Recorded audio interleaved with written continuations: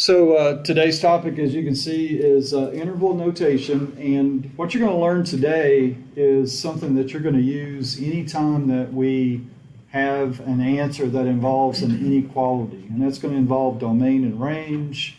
Going forward, we are no longer going to use expressions like this, the actual less than, greater than symbol. I'm going to show you a new notation, and this is going to be something that'll be useful when you get up into other math classes going forward.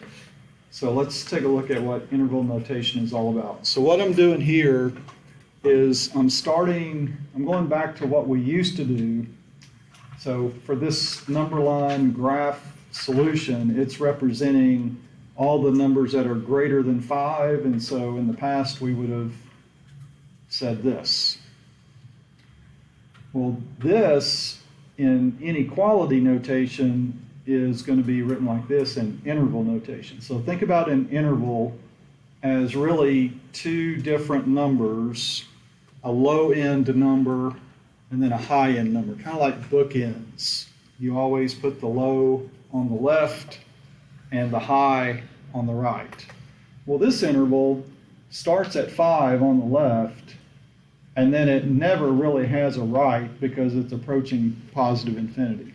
So the way I'm going to express this interval is I'm going to put 5 on the left, put a comma between, and then infinity on the right.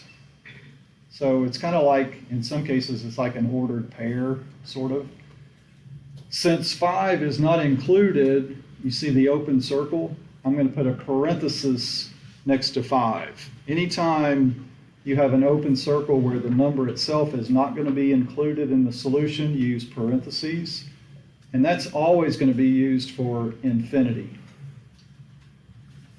The alternative to parenthesis, so you've got two different ways of surrounding these numbers. You can use parenthesis, which we just talked about, and then we're going to look at other occasions where we use a bracket. You never bracket infinity. That's like saying you can actually get to the end of infinity, which obviously you can't. So anytime you use positive infinity as part of your interval, or down here we're going to use negative infinity, you will always use a parenthesis besides both of those. Okay, so that's the way x is greater than 5 looks in the new notation that we're going to learn today. We're going to use it a lot today. And then going forward, we're going to use this for everything. From now till May, anytime we have an inequality answer, it's going to be this form that we're going to use. Okay, so here's another one. This is saying all the numbers less than or equal to -3. That's the old way. Here's the new way, starting today.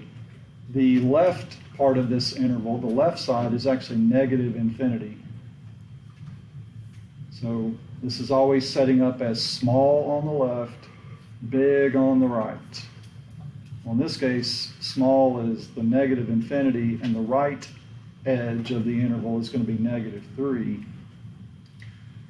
We never get to negative infinity, so we're going to use a parenthesis for that side. But in this case, since it's a solid circle, that says -3 is going to be part of the solution, so I'm going to use a bracket.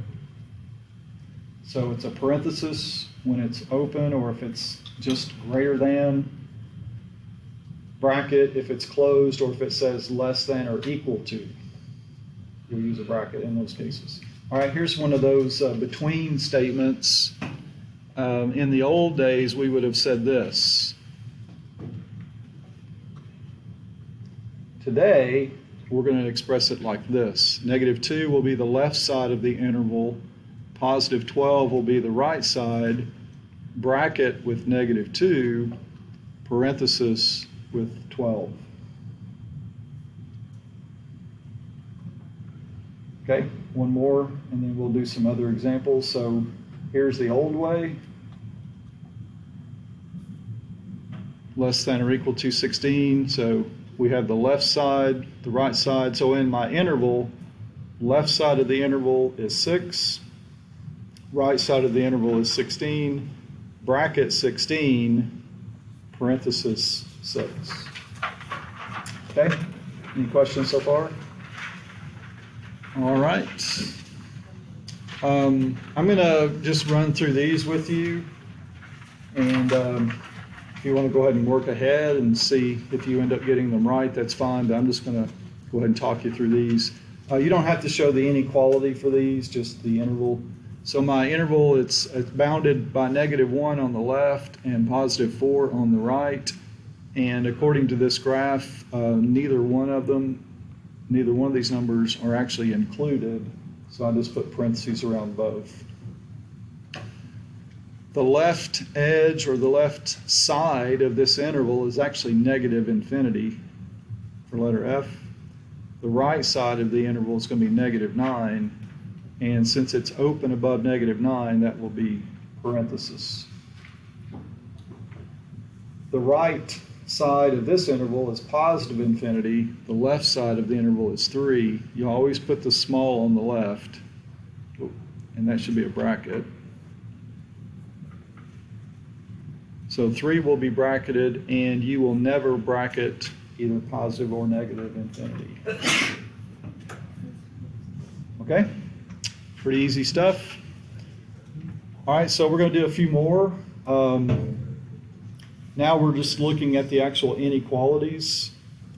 So the way this would look in interval notation, I would put 2 as the left side of the interval, 6 as the right side. 2 will be bracketed, and 6 will have a parenthesis.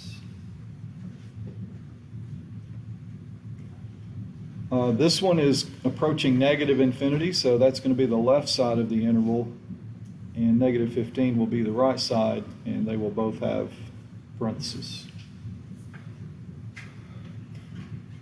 For this one, 21 is actually going to be the left side of the interval, and it's going to be a bracket. And this is going to positive infinity. That's going to be the right side of the interval. Here's another one of those betweens. So -7 is the right side, -7 is the left side, -5 is the right. Comma between them, parenthesis with -7, bracket with -5.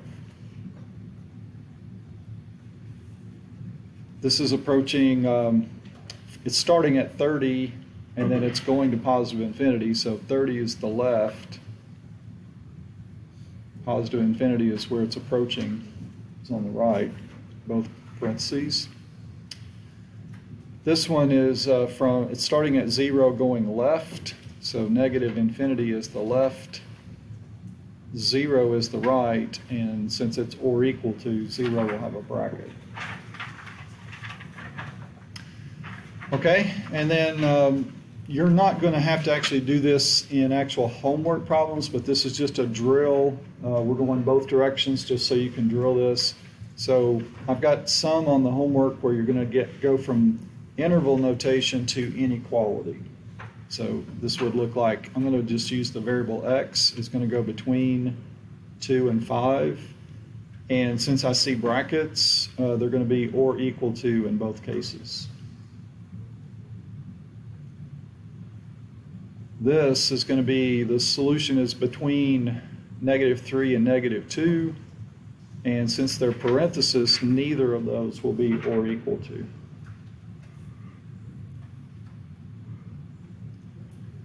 Here we have starting at 4 going to the right forever. That's describing all the numbers that are greater than 4 and also equal to 4. So greater than or equal to 4. These are all the numbers going left of 7. Left is less than. And it would just be less than 7, not or equal to. Okay, all the numbers to the right of 17, not including 17. And then here's an interval, so -12 will be the left. 5 will be the right. The -12 will not have or equal to, but the +5 will.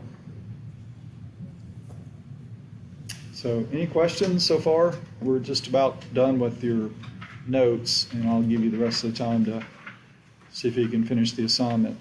We're going to do some actual inequality problems, and then when we get to our final answer, we're going to write interval notation for those.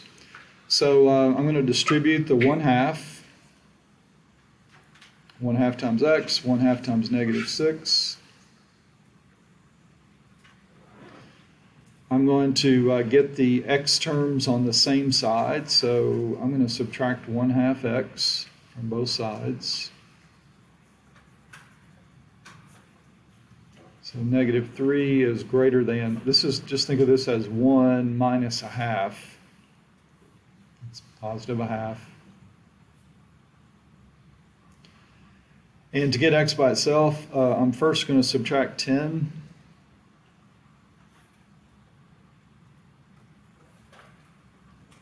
And then to undo multiplying by 1/2, I'm going to multiply by 2.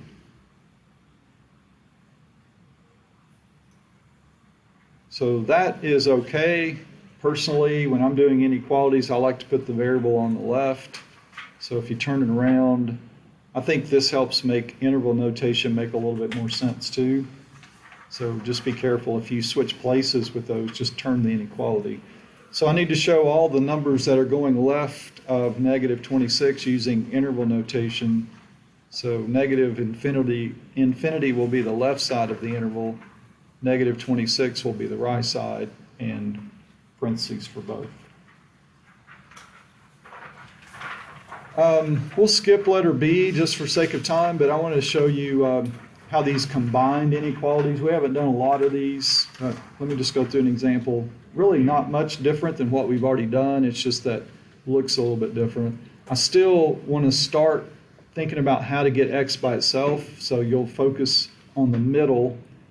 And what do you think we would do to get x by itself here? What would we do first? Multiply by 4, okay? So the thing is, when you choose to multiply by 4, you got to multiply all 3 parts of this, all 3 sections. So -12, 2x minus 1, and then 4 times 0 is 0. And then just think about what you would do to solve for x. Normally we would, at this point, add 1. So you're going to add 1 to all 3 parts.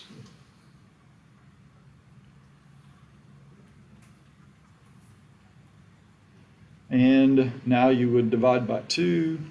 You just have to do it for all 3 parts, all 3 sections of this. And then we just want to show this using interval notation. And so the left side of the interval will be -11/2. The right side will be +1/2, and parenthesis for both.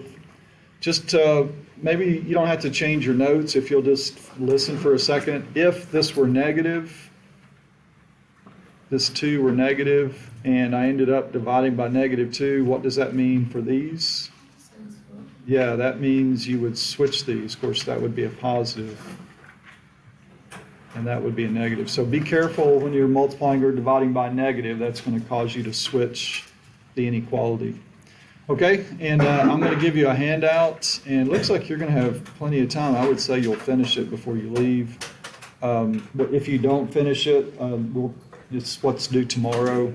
We'll check it first thing.